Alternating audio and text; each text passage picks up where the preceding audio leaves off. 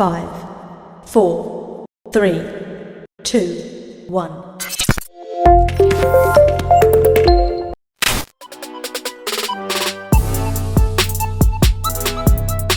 Assalamualaikum para penggila catur.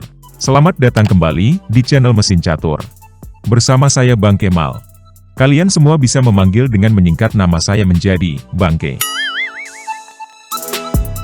Pada video kali ini, saya akan menghadirkan partai klasik antara Emil Joseph Dimmer versus Thomas Heiling.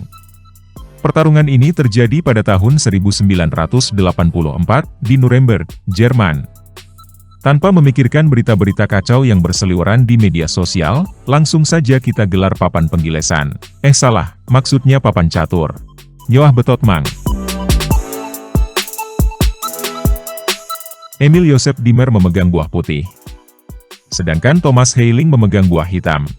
Dan saya, memegang buah melon, tak berpentil. Permainan diawali dengan pion D4, kuda F6. Lalu pion F3, pion D6. Disusul pion E4, pion G6.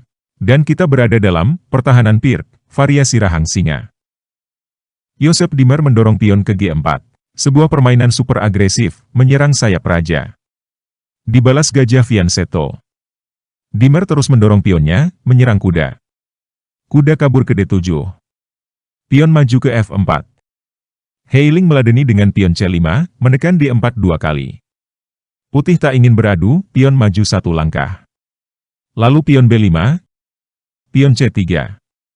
Diikuti pion A6, pion H4. Sebuah invasi besar-besaran pion putih, ke arah pertahanan raja lawan. Kemudian hitam kuda B6. Putih terus mendorong pion, menghancurkan tembok istana. Hitam membiarkan. Hitam lebih memilih, pion maju ke E6. Putih mendorong lagi pionnya. Kali ini menyerang gajah. Gajah mundur ke belakang.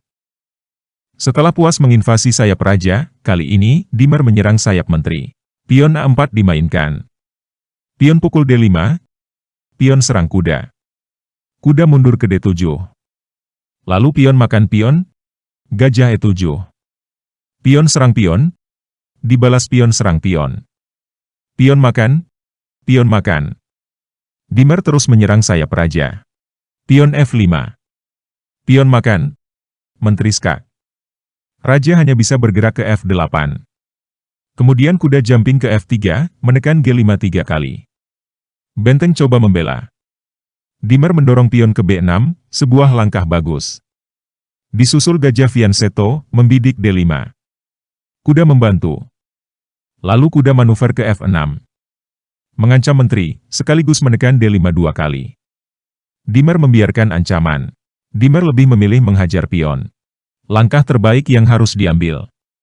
Dan kuda makan menteri. Dibalas kuda skakster. Raja mingser ke E8. Kuda sikat menteri. Raja tak langsung menyikat balik kuda. Sebab jika itu dilakukan, hanya sebuah pertukaran kuda.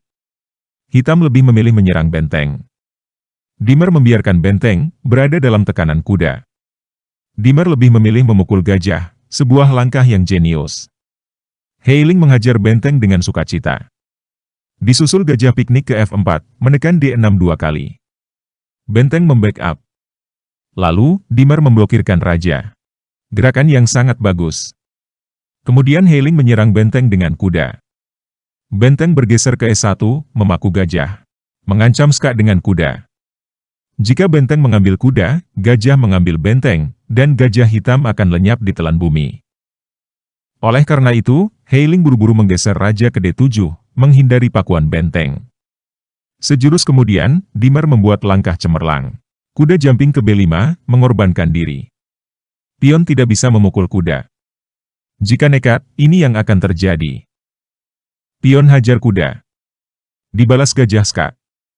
Raja hanya bisa bergerak ke C8. Benteng siksa gajah. Lalu kuda skak. Raja D2. Benteng mengejar skak. Raja makan kuda. Pion membantu skak. Raja D4. Kuda skak.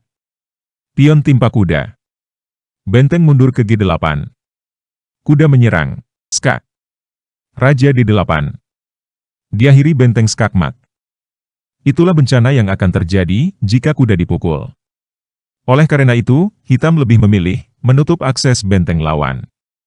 Lalu Dimer mengambil langkah bagus lagi. Benteng hajar kuda yang baru mendarat. Jika pion mengambil benteng, perwira-perwira minor putih akan membombardir Raja Hitam hingga menderita parah.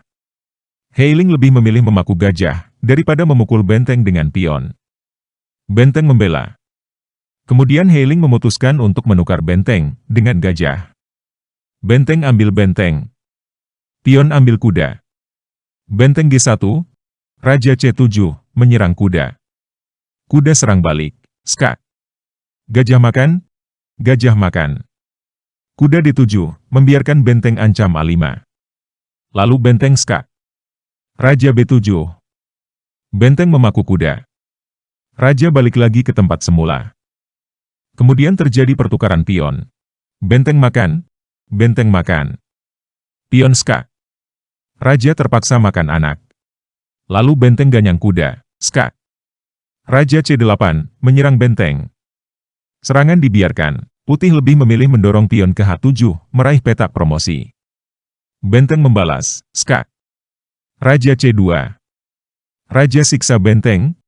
Bocah ingusan promosi. Raja timpa gajah. Menteri skak. Raja E5. Pion D6.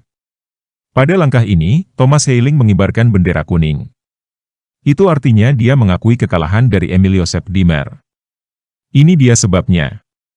Jika permainan dilanjutkan akan seperti ini. Benteng H1, pion D7. Benteng skak. Raja D1. Benteng kembali skak. Raja kabur ke E2. Benteng memburu, skak. Raja F3. Benteng skak. Raja F2. Benteng D3. Menteri skak. Raja E6. Menteri kembali skak. Raja F6. Pion promosi. Skak. Benteng makan. Menteri skak. Dan pada langkah ini, sudah bisa dipastikan putih akan menang, karena hitam kalah materi. Bocah ingusan 3 biji, pasti akan tewas satu persatu, di lumat menteri. Demikianlah akhir dari sebuah permainan yang mempertontonkan keganasan pion. Sampai jumpa pada partai catur dengan mempertontonkan keganasan pion lainnya. Klik tombol like jika kalian menyukai video ini. Jika tidak suka, cobalah untuk menyukai. Karena suka itu lebih menyenangkan daripada membenci. Akhir kata, I'm gonna miss you, bye-bye and miss ya. Wassalamualaikum warahmatullahi wabarakatuh. Merdeka!